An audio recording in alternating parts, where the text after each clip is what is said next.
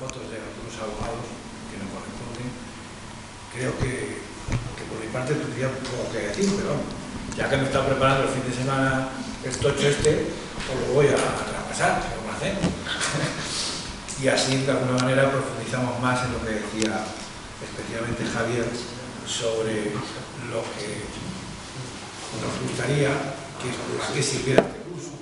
No solamente que vosotros entendierais y vierais cómo se fue creando comisiones obreras, y especialmente esos dos hechos históricos que hoy vamos a tocar, como es el proceso 1001 y esta tarde con el tema de los abogados de Atocha. Sobre todo es para que luego lo transmitáis. Y de ahí el hecho de que cuando hemos programado estos cursos hemos insistido, al margen de que pueden asistir todas las personas que consideren los responsables de formación sindical en los distintos sitios, que sean especialmente relacionados con delegados sindicales y delegadas sindicales jóvenes. En primer lugar, quiero que recibáis un fraternal saludo de la Fundación Abogados de Atocha, fundación que se constituyó hace también muy poquito, en el 2004, a propuesta del secretario general, de su secretario general del octavo Congreso de Comisiones Obreras de Madrid, en mayo del 2004. Secretario general que se llama Francisco Javier López Martín, y que hoy está aquí con nosotros inaugurando este curso. Y como sabéis, en la actualidad Javier es el actual responsable de formación sindical y formación para el empleo a nivel confederal. Aprovecho también para comentaros brevemente que esa fundación tiene como fin fundamental mantener vivo el recuerdo, los valores y el espíritu de los abogados laboralistas que sufrieron el brutal atentado el 24 de enero del 77 en la calle de Atocha 55, y en el que fueron asesinados 4 abogados y un sindicalista: Javier Sauquillo, Javier Benavides, Enrique Valdelvira, Serafín Holgado y Ángel Rodríguez Leal. Y resultaron gravemente heridos 4 abogados más: Alejandro Huerta, Dolores González, Luis Ramos y Miguel Sarabia. Estos dos últimos fallecidos en los últimos años. Después de esta breve introducción, me gustaría comenzar mi intervención con una cita de Anatole France, escritor francés, premio Nobel de Literatura de ayer mismo, o sea, de 1921. No perdamos nada del pasado, solo teniendo en cuenta el pasado se construye el futuro. Y en esa misma filosofía, la Asamblea de Secciones Sindicales de Comisiones Obreras, que se celebró el pasado 5 de abril, abrió también con una cita, con un verso del poeta Miguel Martí y Pul: venimos de lejos y vamos más lejos todavía. Una cita que muy bien decía en su intervención Fernando Lescano, secretario de Organización y Comunicación Confederal, que sirve para reconocernos en nuestro pasado, para afirmar que estamos en el presente y para decir alto y claro que vamos a disputar el futuro. Y en esa línea también quiero comentaros de la forma más resumida posible los orígenes de Comisiones Obreras, nuestro sindicato, desde su inicio hasta su legalización en 1977. Como seguro sabéis, pero nunca está de más recordar, en 1939, al finalizar la guerra civil provocada por el alzamiento militar de 1936, se instauró en España una dictadura de carácter fascista que se mantuvo en el poder durante casi 40 años. Se prohibieron los partidos políticos, se disolvieron los sindicatos y sus militantes son encarcelados, fusilados o perseguidos. Al mismo tiempo se crearon los sindicatos verticales de afiliación obligatoria tanto para empresarios como para trabajadores, dirigidos por la patronal y los jerarcas del régimen. En ese marco represivo, los intentos de reconstruir las organizaciones obreras fracasaron y el movimiento sindical obrero español desaparece prácticamente de la escena social durante más de una década. En el 47 se realizan las primeras huelgas bajo el franquismo, coincidiendo con un 1 de mayo en el que participaron 50.000 metalúrgicos solo en Vizcaya. Es la primera acción de masas que se recuerda históricamente después del 39. Este hecho marca el renacer de un nuevo movimiento obrero que desde entonces no dejaría de crecer en potencia y fuerza. En el 51 se dio otro paso importante, con huelgas y manifestaciones en Barcelona, Madrid y en País Vasco, movilizaciones realizadas especialmente contra la excesiva subida de los transportes públicos. Y en los años 50 nacen las primeras comisiones obreras. En esas primeras luchas y otras que siguieron fueron jugando un papel importante en nuevas formas organizativas, En muchos lugares los trabajadores empiezan a nombrar comisiones de hombres y mujeres más combativos, que asumen la representación y tratan de negociar mejoras al margen del sindicato vertical. En esas primeras comisiones obreras espontáneas fueron impulsadas por el Partido Comunista de España, movimientos cristianos obreros y otros colectivos opuestos al régimen franquista. Nacen y mueren con cada conflicto. Históricamente estas son las primeras comisiones que con este o similares nombres hacen su aparición en el panorama sociolaboral. La historia de comisiones obreras ha comenzado entonces. Es la etapa de comisiones como movimiento espontáneo. Una de las primeras comisiones más conocidas que se recuerdan, y de ahí el hecho de que se diga que ahí nacieron comisiones obreras, creo que nacieron en toda España, pero esta fue quizá la más famosa, fue la formada en Asturias en la mina de La Jamocha, Gijón, en el año 57, con ocasión de una huelga en la minería. Pero fue en el 64 cuando podemos decir que Comisiones inicia su andadura como movimiento organizado, logrando la permanencia y la coordinación en gran medida del movimiento obrero español bajo el franquismo. En el caso de Madrid, concretamente fue el 2 de septiembre del 64, hace ya mismo, o sea, en septiembre de este año, 50 años, se celebró una asamblea de más de 600 enlaces sindicales y locales jurados de la metalurgia madrileña. Esa asamblea está considerada como el hecho fundacional de las Comisiones Obreras de Madrid, y de ahí el hecho de que Comisiones Obreras de Madrid tiene previsto una serie de actos. Ya se empezó de alguna manera a través de la fundación, premiando a aquellos que formaron parte de la Comisión Obrera del Metal del año 64. La primera reunión general de las Comisiones Obreras de todo el Estado se produjo en junio del 67 en Madrid.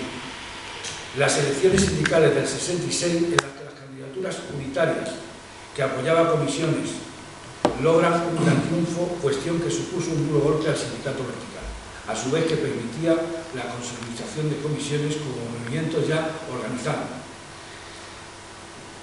Fue en el año 67 cuando Comisiones pasa del movimiento semilegal a ser perseguida sistemáticamente. El Tribunal Supremo en noviembre del 67 las declara subversivas e ilícitas.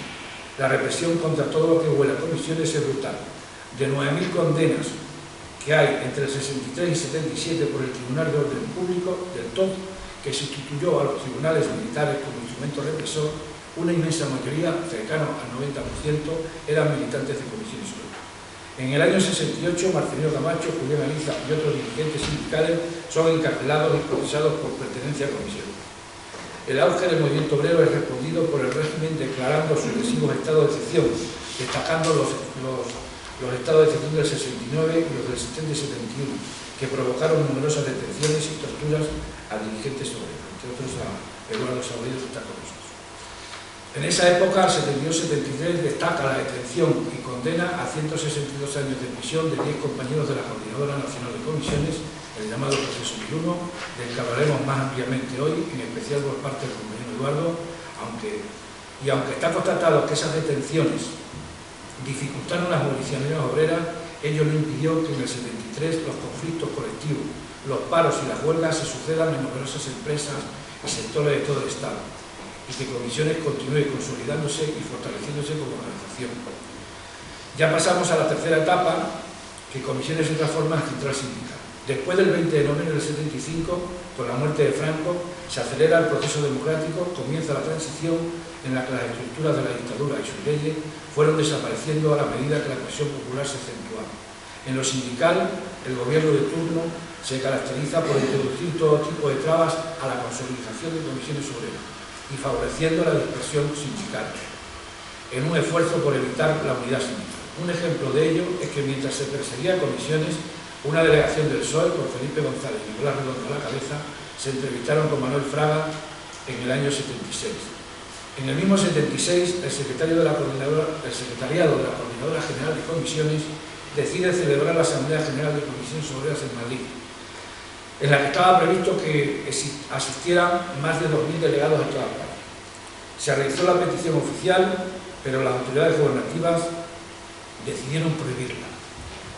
Mientras tanto, el mismo año, el 15 de abril de ese mismo año, UGT había celebrado su 30º Congreso, tolerado por las autoridades, al mismo tiempo que Marcelino y otros compañeros estaban otra vez en prisión. Prohibida la Asamblea de Madrid, la dirección de comisiones decide celebrar clandestinamente la Asamblea en Barcelona el 11 de julio del 76, en la que 600 delegados sindicales de toda España constatan la imposibilidad de crear un sindicato unitario y deciden dar el paso del movimiento sindical a organización sindical y a la constitución de la Confederación Sindical de Comisiones Obreras. En la Asamblea de Barcelona es donde se elige por primera vez en comisiones una dirección estable, siendo nombrado secretario general nacional. En septiembre del 76 se formó la Coordinadora de Organizaciones Sindicales constituida por comisiones obreras, USO y UGT, que convocó un paro general del 12 de noviembre por las libertades. Su duración, después de ese acto del 12 de noviembre, fue efímera, ya que se disolvió tras la salida del UGT. Comisiones adopta una estructura sectorial y territorial a partir de la Asamblea de Barcelona. Durante el otoño del 76 y los primeros meses del 77, Comisiones va constituyendo los sindicatos de nacionalidad y región mediante un proceso asambleario. Las coordinadoras generales de ramas se convierten en el embrión de las federaciones estatales que hoy por hoy conocemos. Las resoluciones de esta Asamblea de Barcelona dio comienzo a la tercera etapa de comisiones que culminó en junio del 78 con el primer Congreso Confederal de nuestro sindicato. Destacar aquí, en esta fecha, que la multitudinaria movilización, el gran salida a la calle de seria y responsablemente en absoluto silencio el 26 de enero del 77, coincidiendo con el encierro de los abogados laboralistas asignados en Atocha 55, todos ellos militantes de comisiones y del PC, fue el detonante de la eliminación del sindicato y del PC. Yo en ese sentido deciros que, repasando algunos de los libros que tenemos de aquellas fechas, ayer mismo veía que Alfonso Osorio, en uno de sus libros, Alfonso Osorio, que era vicepresidente con Adolfo Suárez, decía en una de sus memorias que Adolfo Suárez, que no tenía previsto ni legalizar al PC ni por supuesto a la Comisiones Obreras, después de ese acto del día 26 de enero del 77, ya le empezaba a dar vueltas a la posibilidad de que no podían crear una democracia sin el partido y sin comisiones. Y por eso, de alguna manera, llegó el Sábado Santo Rojo de Semana Santa, cuando legalizaron el PC.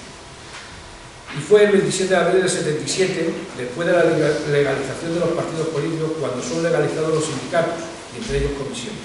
Así nace legal y jurídicamente la Confederación Sindical de Comisiones Obreras, que celebró su primer congreso, como os decía antes, en junio del 78, siendo elegido secretario general Marcelino Camacho, que, como sabéis, mantuvo el cargo hasta el año 1987.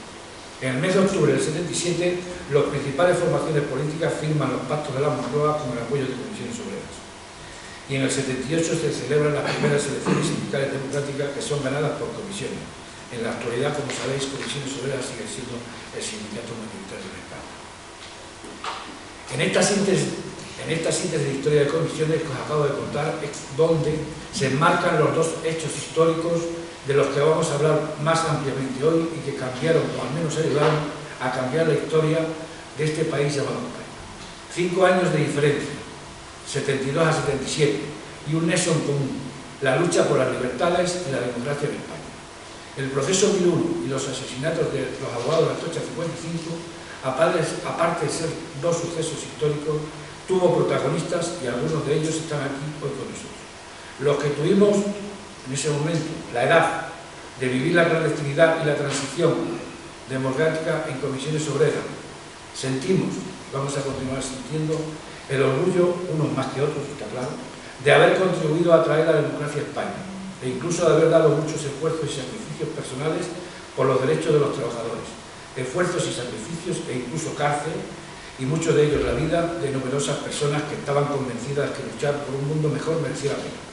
Desde esa perspectiva, el conocimiento y la reivindicación de esa memoria, para los que tuvieron la dignidad y el coraje de enfrentarse a la dictadura franquista, nos debe servir para fortalecer el movimiento obrero en general y de los militantes sindicales de nuestras comisiones obreras en particular.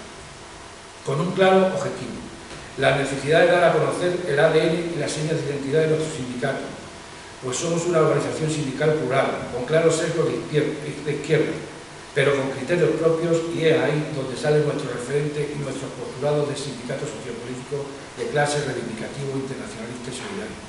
Por ello, en los actos que tengamos, sean cuales sean sus contenidos, deberíamos incluir transversalmente estos principios: tenemos un origen y un destino, una definición a lo que no debemos renunciar, y transmitirlo debe ser algo que nos dé honor y algo imprescindible en los tiempos que vivimos, cuando más están atacando a los sindicatos.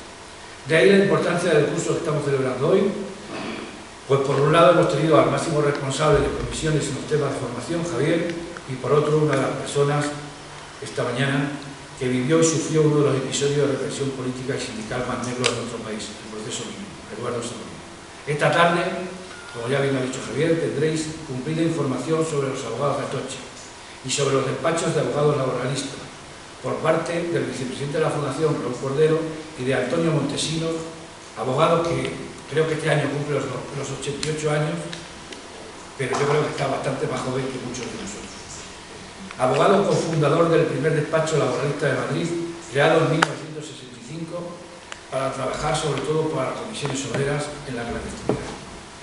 Yo, antes de dar la palabra a Eduardo, solo comentaros brevemente que en el juicio del proceso Miñón, que ya el vídeo ya la ha recalcado, que se tenía previsto celebrar a primera hora de la mañana del 20 de noviembre del 73, un año y medio después de la detención de los compañeros en el convento de los Oblatos en Pozuelo, el juicio, digo, tuvo que retrasarse a consecuencia del atentado de ETA, en un clima de inseguridad y de tensión, con manifestaciones fascistas en las puertas del tribunal, varios abogados defensores solicitando el aplazamiento, y a pesar de todo ello, el presidente del tribunal recalca lo que dice el vídeo, que él no solo no suspendía el juicio, sino que además, si por él fuera, lo fusilaba a todos.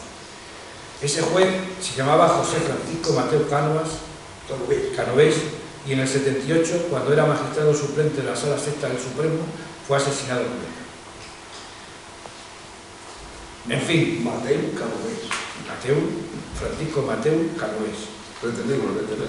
Luis Carrero, en fin, en este curso me gustaría rendir una vez más homenaje a los del 1001, como le gustaba hacerlo con los abogados de Atocha, uno de los supervivientes, pero fallecido hace 6 años, Miguel Sarabia, fallecido, como digo, hace 6 años, nombrándolos despaciosamente y para que todo el mundo los recuerde.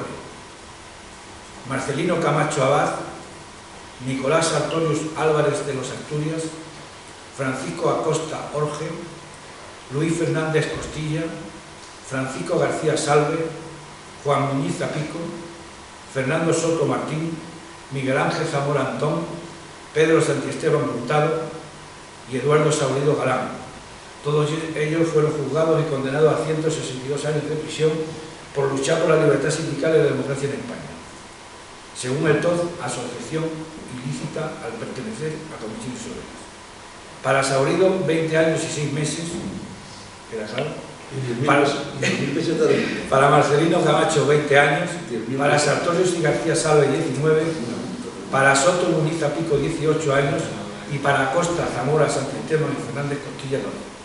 Y digo que era claro porque, según la historia, hasta el propio vídeo dice lo de los 20 años, no. Saurido tuvo 20 años y 6 meses. ¿Y 10.000 pesos? De Eduardo Saurido, solo comentaros unas pinceladas de su extensa biografía sindical y política. Tenía en el momento de su detención 33 años. Nació en 1940. 32 años.